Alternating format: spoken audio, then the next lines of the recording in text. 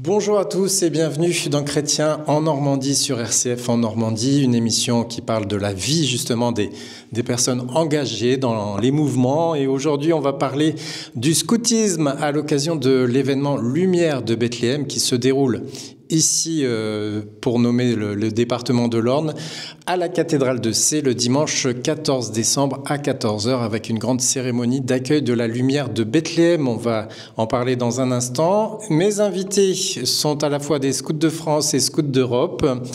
Marc Deschamps, bonjour. Bonjour. Quelle est votre fonction chez les scouts d'Europe ? Alors moi je représente le groupe des garçons, donc essentiellement, et j'ai mon homologue féminin qui sera là présente aussi, qui représente les filles. C'est ça. Voilà. Alors, quand vous dites groupe, ce sont tous les scouts d'Europe ici dans l'Orne ou... Non, alors on est un seul groupe pour l'Orne, donc on rayonne entre Alençon et Sées essentiellement, et pas mal de communes aux alentours. Mais on a donc tous les enfants de 8 à 17 ans. D'accord. Voilà, dans le groupe. Et on a quelques routiers, donc qui est l'étape au-dessus. Mais bon, c'est plus timide. Voilà, on va bien sûr en reparler dans un instant. Julien Collin, bonjour. C'est ça, bonjour. Alors moi je représente les scouts et guides de France. Alors de l'Orne, on est plusieurs groupes, nous, contrairement aux Europes. On est plusieurs groupes, il y en a un à Mortagne, moi je suis d'Argentan même, et c'est le groupe d'Argentan qui pilote un peu cette année les Lumières de Bethléem. Il y a un autre groupe à Alençon, un à Flers, et c'est tout, dans l'Orne, c'est ça. Vous savez chacun le nombre environ de jeunes que cela représente dans vos groupes respectifs ? Ça doit être quelque chose comme autour de 300. Et alors la différence avec les Europes, c'est que nous, c'est mixte. Dans chaque groupe qu'il y a dans la ville, il y a garçons et filles. Et ça doit être quelque chose autour de 300-400 dans l'Orne. Ouais. Et chez Aux Scouts d'Europe ? Alors que nous, on est une quarantaine de garçons et une quarantaine de filles aussi. Voilà, donc environ 80. 80 jeunes. Est-ce que les chiffres, je ne sais pas si vous savez si depuis des années, les chiffres sont stables ou ont tendance à augmenter, à diminuer ? Comme tout milieu associatif, c'est fait en dents de scie. En fait, la réalité de l'Orne, elle n'est pas tout à fait la même d'un côté ou de l'autre de l'Orne. Il y a des groupes qui sont plutôt en difficulté avec les effectifs de jeunes, d'autres groupes avec les effectifs d'encadrants, de chefs, de jeunes qui s'en vont faire des études dans les grandes villes. Alors tout ça, c'est un peu fluctuant. Il y a une tendance à peu près stable dans les effectifs. Ça a peut-être diminué par rapport il y a une dizaine d'années dans l'Orne. Ça a un peu diminué, mais je sais que dans les grandes villes, ça a beaucoup augmenté. Et en fait, c'est sûrement lié au mouvement de population. L'Orne qui est moins attractive économiquement. Mais le scoutisme est toujours dans l'air du temps, alors ? Ça n'a jamais été autant dans l'air du temps. En fait, dans un monde qui s'artificialise de plus en plus, eh bien, il y a un besoin de nature, de réel, et puis de vraies relations d'amitié et de relations humaines. Et ça n'a jamais été autant d'actualité. Pareil pour les scouts d'Europe ? Totalement. C'est vrai que, pareil, ça fluctue pas mal, mais quand même ces dernières années, on a des troupes qui sont de plus en plus belles. On a même parfois, elles explosent un peu. Donc, on n'a pas ce qu'il faut encore pour en créer d'autres, mais on a des jeunes, il y a des jeunes. Et puis, on a aussi effectivement des encadrants, donc ça, c'est chouette. Moi, c'est ce qui me touche le plus, je crois, c'est de voir à quel point nos grands jeunes se donnent pour encadrer les plus jeunes. Ouais. Alors ça, c'est bien parce qu'on avait toujours tendance à dire qu'on trouvait jamais de personnes pour encadrer dans les mouvements de jeunes. C'est pas forcément vrai. C'est une année fait pas une autre, et en fait c'est toujours des dynamiques, et quand il y a un bon esprit dans un groupe, eh bien ça fait effet boule de neige. Les jeunes appellent les jeunes, et pour revenir à la question de tout à l'heure, il y a ce qu'on peut remarquer, ce que moi je remarque, alors je sais pas si tout le monde fait le même constat, mais le même fossé qu'on peut retrouver dans l'Église. C'est-à-dire, en fait, il y a un peu moins de diversité dans les groupes des scouts de France. Et c'est-à-dire qu'il y a des familles qui avant mettaient leurs enfants dans la ville où ils étaient, et que ça soit différents mouvements scouts, peu importe en fait le mouvement. Et aujourd'hui, en fait, à Argentan, il y a des familles qui font des kilomètres pour aller dans un autre mouvement scout qui qui leur ressemble plus. Et tant mieux parce qu'il y a la diversité de représenter. Mais le côté dommage, c'est qu'à l'intérieur même des groupes, eh bien, je trouve qu'il y a moins de diversité, quoi. Et en fait, c'est dans la diversité de la pratique qu'on s'enrichit, quoi, mutuellement. Et je pense que c'est un point d'attention que l'aumônier, j'espère, porte aussi, de cette complémentarité au sein des sensibilités, quoi. Marc, pareil, vous avez des chefs facilement ça varie selon les années? C'est pas facile, mais par contre, cette année, j'ai pas mal de chefs et d'assistants, et étonnamment, il y en a assez peu qui vivent ici. Oui, c'est ça. Il y en a qui viennent même de très loin. J'ai Chartres, Reims. Donc c'est des jeunes qui sont motivés alors. Qui sont motivés et qui par affinité en fait. Il suffit qu'on ait un bon chef et il va aller drainer un peu dans ses camarades, ses copains. Et parfois voilà, il se donne. Donc c'est chouette. Et du coup on incite nos scouts qui grandissent. Et ben eux. On dit toujours, les familles nous disent, oui, mais mes enfants partent faire des études, ils pourront pas être chefs. Bah si, mais ils pourront peut-être être chefs là-bas, en fait. Donc on incite vraiment les jeunes à poursuivre leur activité après le scoutisme parce que ça s'arrête pas là, en fait. Mais... Alors, Père Amenovo, je ne vous ai pas encore présenté. Bonjour. Bonjour. Jeune prêtre du diocèse de C. Par rapport au scout, quel lien avez-vous ? J'ai plus de lien avec les scouts de France puisque je suis l'aumônier territorial adjoint. Au niveau du territoire, c'est la Basse-Normandie. Oui. Et il y a un aumônier territorial qui s'appelle le Père Jean-Philippe, le prieur, qui est à Avranches, diocèse de Coutances-Avranches. Et diocèse de Bayeux, il y a le Père François Quillet, qui est aumônier, et moi, qui représente le diocèse de C, en principe. Et donc, j'accompagne le groupe de Flers, personnellement, parce que ça fait 2 ans que je les accompagne, j'ai gardé ce groupe. Donc, j'ai mes homologues prêtres aussi qui accompagnent les scouts d'Europe. Le Père Pierrick pour les scouts d'Europe. Tout à fait, oui. Et le Père Van-Marie pour les filles. Et ensemble, entre aumôniers, on se connaît très bien, on échange nos difficultés, on échange aussi nos joies parmi les scouts et ce qu'on vit dans les camps et tout, dans les rassemblements. Comment vous définiriez votre rôle d'accompagnateur spirituel? Quel est votre job, entre guillemets? Mon job, c'est plus de détecter des semis de soif spirituelle chez les jeunes qui sont très, très diverses d'une personne à une autre, d'une famille à une autre, et de les accompagner au mieux, puisque même dans le scoutisme, il y a des demandes de baptême, des demandes de confirmation, des demandes des sacrements. Et là, en étant scout, comment les accompagner dans leur pédagogie propre pour recevoir le Christ, pour découvrir. Là, bientôt, on parle de la lumière de Bethléem. Pourquoi la lumière, déjà? C'est déjà une idée de catéchèse. Ouais. Est-ce que vous avez été scout avant ou pas du tout? Non, j'ai jamais été scout et je suis très content de n'être pas été scout parce que ça m'évite les écueils entre les deux. Parce que je ne suis pas très drainé par l'un par l'autre et j'admire réellement leur pédagogie. Et ça, personnellement, en tant que prêtre, j'ai appris avec eux à découvrir la nature, même si moi, je suis africain, je suis déjà... j'ai été peut-être scout avant l'heure, qui sait, mais ce qu'ils font, je l'ai déjà fait. Il faut se débrouiller dans la vie, mais c'est aussi beau d'avoir une structure où les enfants sont ensemble, les jeunes sont ensemble, ils essayent d'avoir une école de vie, une école de la nature, et surtout un sens de fraternité et d'engagement. Et ça, indépendamment de quelle pédagogie, je pense que c'est transversal. La fraternité, c'est transversal. Le fait de vivre ensemble, c'est transversal aussi le fait de s'engager. Plus on s'engage tôt dans la vie comme un jeune, plus on s'engage dans la société. Et dans la société, c'est très difficile de faire la part des choses. Ouais.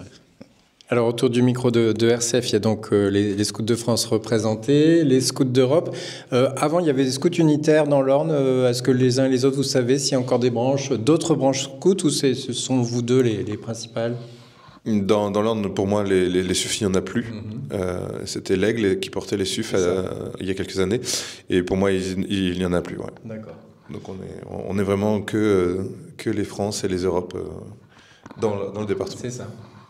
Alors, on va parler bien sûr encore de la pédagogie scout dans un instant, mais on va tout de suite aborder le sujet, ce rendez-vous de la lumière de Bethléem 2025, le dimanche 14 décembre. Alors, pour l'Orne, pour le diocèse de Sées, c'est à 14h à la cathédrale de Sées. Alors, j'ai l'impression que Père Amen, vous voulez en faire un événement important, parce que vous m'en parlez depuis longtemps, oui. Et je pense que ça concerne bien plus large que les scouts. Oui, tout à fait. L'idée est née suite à la lumière de Bethléem à Alençon, il y a 1 an. Et j'en ai parlé, comme je vous disais tout de suite, aux aumôniers de Scouts d'Europe. J'ai dit, ça serait bien de faire une fête ensemble en tant que scouts, Scouts d'Europe, Scouts de France. Et s'il y a des scouts unitaires, mais malheureusement, il n'y en a pas dans le diocèse. Mais de faire une fête ensemble, une fête autour de la lumière, puisque autour de Noël, c'est réellement, on se rassemble en famille. Donc, pourquoi pas faire ça aussi en famille? Et là, l'idée a germé. J'en ai exposé au groupe d'Argentan, comme c'est eux qui pilotent cette année. Ils ont accepté et on a voulu le faire. Même au tout début, j'en ai parlé au conseil épiscopal. Les prêtres, ils étaient, oui, c'est bien de faire ça. On sera là. Mais compte tenu des agendas, le conseil épiscopal fera la clôture du jubilé à Alençon. Oui. Nous, on a maintenu la cathédrale comme lieu fort, comme lieu de rassemblement. Oui. Et aussi, l'évêque sera là selon son état de santé pour vivre cette fête. Et ça commence déjà à partir du samedi 13, avec une belle marche qu'on fera ensemble de source du diocèse Saint-Latouin, une fontaine où beaucoup de personnes connaissent. À Cléré-Belfond. À Cléré-Belfond, et beaucoup y vont, même s'ils sont très loin de l'église, mais beaucoup y vont là-bas. Donc on va commencer par là, c'est ce qui donne notre source. Et de là, on va pèleriner, on va marcher ensemble, on va chanter jusqu'à Sées. Ça veut dire que les 2 branches scouts, vous vivez un week-end commun, c'est ça? Tout à fait, oui. Ouais. C'est une première ou... Eh bien, à ma connaissance, oui. En fait, la fête des Lumières de Bethléem, c'est né à l'initiative des Scouts de France et des Scouts autrichiens. Et repris par les France. Et alors, en fait, pour resituer la chose, c'est que chaque année est allumée au début du temps de l'Avent une bougie dans la basilique de la Nativité à Bethléem. Et alors, cette lumière, elle prend l'avion, c'est la seule avec... seule qui a le droit de prendre l'avion. Avec celle des Jeux Olympiques. D'accord. Et elle arrive en Autriche. Et depuis l'Autriche, ensuite, elle est dispatchée en car dans les capitales d'Europe. Et ensuite, elle vient dans les territoires. Il y a à chaque fois cette fête des Lumières de Bethléem dans chaque territoire et où les gens sont invités à la récupérer, mais pas à la garder, à faire de même, à la transmettre pendant tout ce temps de Noël, en fait, où la lumière... Là, c'est le père qui... Alors concrètement, là, c'est vous qui allez, par exemple, à Paris la chercher ou enfin, cette année, ça se passe comment?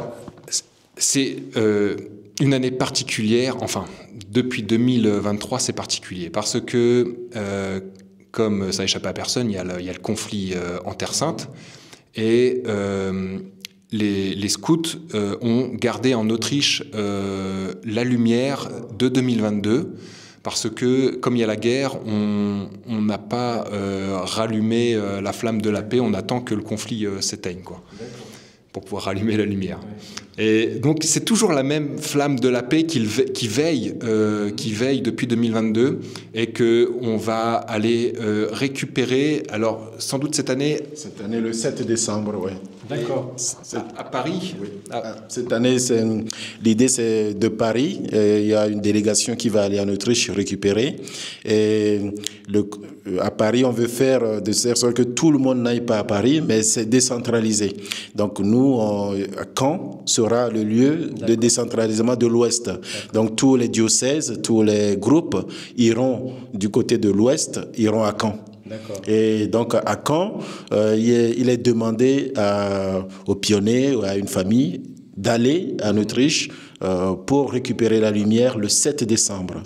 Et donc, de Caen, nous, surtout le groupe d'Argentan, et si possible, les Europes iront chercher la lumière le 7 décembre pour ramener ici dans l'Orne. Mais alors, en Normandie, c'est au même moment la lumière de Bethléem, c'est le dimanche 14 pour tout le monde ou ça peut changer de date ?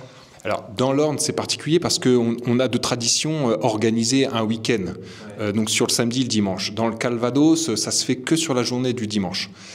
Et en fait, la particularité de cette année, c'est qu'on a organisé, alors, sous l'invitation du père, mais peut-être parce qu'il y avait cette année le jubilaire en fond, d'organiser conjointement en fait cette fête des Lumières.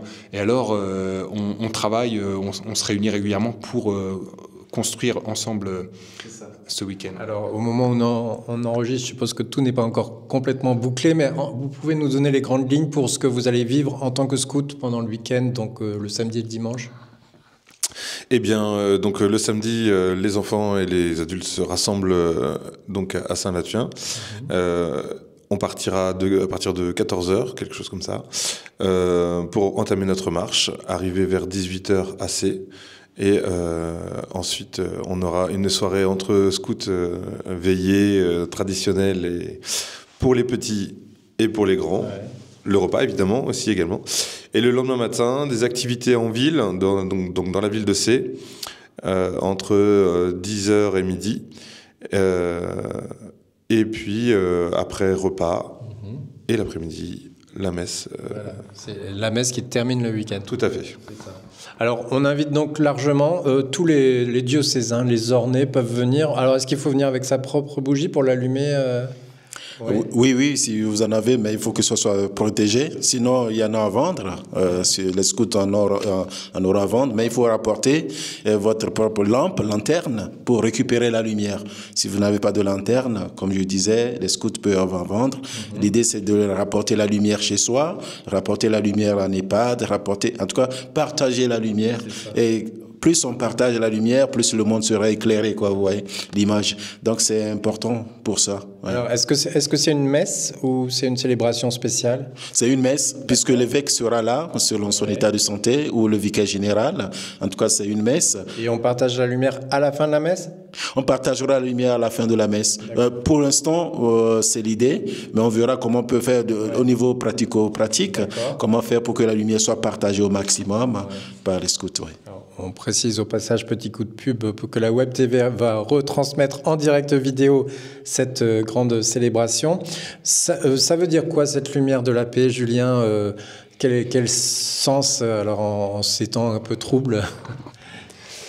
Ouais, elle n'a jamais été d'autant d'actualité, et surtout, comme je disais tout à l'heure, dans cette année jubilaire, qui est une année de pardon, et où est-ce que émergent des conflits de par-delà. Donc, en fait, de vivre et de matérialiser cette paix, et notamment le fait d'organiser ça à deux groupes de scouts et avec tous les pratiquants, en fait, et notamment par la présence des enfants, en fait, qui eux, dans les faits, seront présents et vivront tout ce week-end, en fait, ce message d'espérance, parce que la thématique de l'année jubilaire est l'espérance.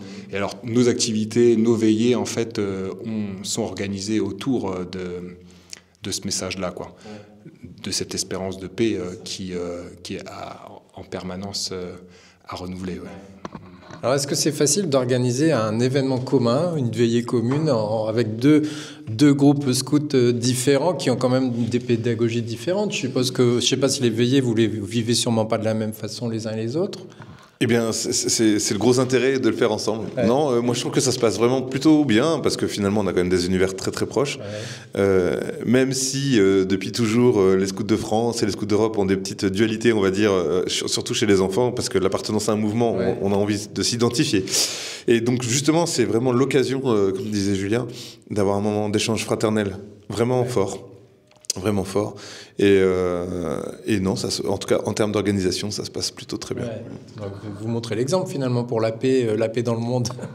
Et des groupes, oui. Ouais. Il y a une question identitaire souvent derrière qui émerge. Mais nos centres, nos façons de faire, en fait, la nature, la foi, en fait, impose un commun qui est incontournable dans nos deux mouvements. Alors, les différences, elles sont des fois sur des formes et des mises en... Mais c'est des détails. Ouais. Et en fait, ce que rappelait le père, le grand intérêt du scoutisme, c'est d'apprendre aux enfants à se mettre au service le plus tôt possible. Et nos pédagogies, en fait, ont des différences, mais elles ont cet objectif commun et elles y arrivent, en fait, elles sont chacune différentes pour pouvoir rejoindre les diversités de jeunes qu'on peut accueillir. Et les familles chez les France ou chez les Europes des fois n'ont pas la même histoire de vie, pas la même histoire de foi. Et en fait, nos mouvements ont des différences justement pour pouvoir rejoindre les différences de là où chacun en est dans sa vie, quoi. Alors justement, il nous reste une dizaine de minutes, mais en 2 minutes chacun, vous sauriez nous dire un peu les grandes lignes de chacun de vos pédagogies, ce qui vous est propre, qu'est-ce qui vous tient à cœur ? Qu'est-ce qui nous tient à cœur ? Donc l'école de vie, là c'est vraiment important, et la foi dans le quotidien, dans le service, c'est très important effectivement. On a quand même des fondamentaux communs, on est tous liés à Baden-Powell d'une manière ou d'une autre, et puis oui, je saurais pas trop quoi rajouter, c'est vraiment ça, c'est vivre dans la nature, simplement, en fraternité, dans le partage, et avec des fortes valeurs de... Est-ce qu'on peut dire que chez vous, il y a aussi un peu le sens des responsabilités, dans le sens où les plus grands et le chef de patrouille prennent soin des plus jeunes enfin... Complètement. Notre pédagogie est vraiment axée sur l'éducation des jeunes par les jeunes. C'est-à-dire que les petits sont drivés par des jeunes qui ont 18 ans, minimum, qui sont eux-mêmes souvent passés par toute la pédagogie scout. Chez les scouts, donc les un peu plus grands, il y a une notion d'autonomie avec des chefs de patrouille qui gèrent, donc là ça peut être des jeunes entre 15 et 17 ans, qui gèrent d'autres jeunes, encore une fois, et qui sont eux-mêmes encadrés par des gens qui ont seulement 18 ans, entre 18 et 20 ans. Et nous, adultes, on est vraiment en support, en retrait par rapport à eux, dans le sens où on leur laisse la possibilité de s'exprimer totalement. Voilà. La proposition de la foi chrétienne, c'est important dans vos mouvements de Scouts d'Europe ? C'est central, ouais. C'est essentiel même, tout à fait. Ouais. Chez les Scouts de France, donc c'est un peu différent ? Dans la mise en œuvre, c'est un peu différent. Par exemple, il y a plus de tranches d'âge. Chez les Europes, si j'ai bonne mémoire, il y a 2 tranches d'âge. On est découpé en 3. En 3 tranches d'âge. Et chez nous, les France, ça va jusqu'à 4, en fait. Et du coup, c'est des tranches d'âge de 3 ans, et ce qui correspond primaire, collège, lycée, en quelque sorte. Et il y a on peut peut-être moins retrouver, en fait, la hiérarchie à l'intérieur du groupe même que chez les Europes. Nous, la hiérarchie, elle est plutôt chef et puis jeune, même si les jeunes ont chacun des responsabilités, mais à l'intérieur même des jeunes, il n'y a pas de hiérarchie comme on peut trouver chez les Europes. La particularité, nous, c'est que on est mixte aussi, et en fait, il y a on fait attention au développement personnel de chaque jeune, et puis aussi dans son identité de sexe. Et comme autre pilier, on appelle ça, nous, habiter autrement la planète. En fait, c'est aussi tout ce questionnement de la manière de vivre dans le monde, et avec ces questions d'environnement aujourd'hui. Après, en fait, c'est une éducation à cette attention-là. Dans les faits, quand on vit dans la nature, eh bien, on est obligé de vivre avec et d'y faire attention. C'est le réel qui s'impose. Quelle est la différence dans la pédagogie ? Oui, il y a les responsables à l'intérieur du groupe, les cléophases, qui sont responsables un peu de la pastorale, enfin de la foi à l'intérieur du groupe. Ce qu'il y a de certain, c'est que dans les deux groupes, la foi qui est vécue est aussi très liée à la foi de ceux qui encadrent. Chez les France, elle peut parfois des fois être moins présente que chez les Europes. Par exemple, on n'a pas systématiquement la messe à tous les week-ends,